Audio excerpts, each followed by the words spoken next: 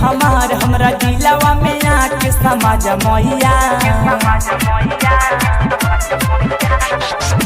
करता गुहार सुनाया जी हमार हमरा दिलवा में आके समाज मैया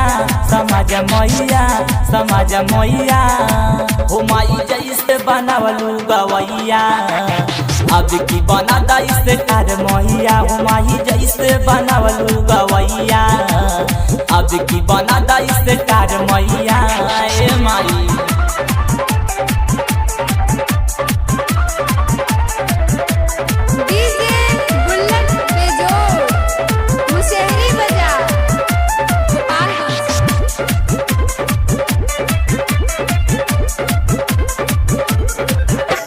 नजरिया फिर लुखे सारी पे वैसे नजरिया फेरा हो हमारा जिंदगी में बायन धेरा कैता तू बेरा हो ए माया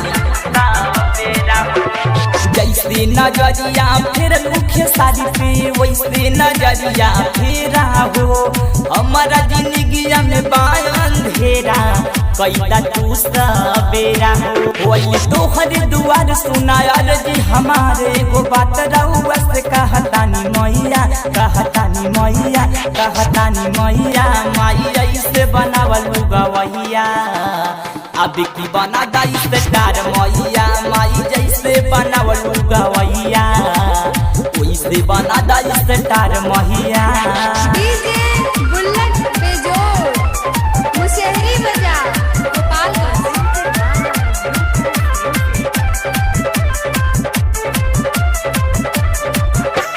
तनी दिलवाला लिखेला पचाना गावेला जय अलबेला हो तहरे दया से भइली गवैया सुनला मोरे मैया हो सुनला मोरे मैया हो तंदी निराला लिखेला पचाना गावेला जय अलबेला हो तहरे दया से भइली गवैया सुनला मोरे मैया हो रखा मथवा पे हाथ तोहर छुटी नहीं साथ मोरा नैया के पार लगा दा मैया लगा दा मैया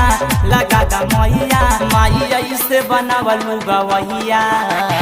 अब की बना दैसे तार मैया माई जैसे बनावलू गवैया वैसे बना दैसे तार मैया।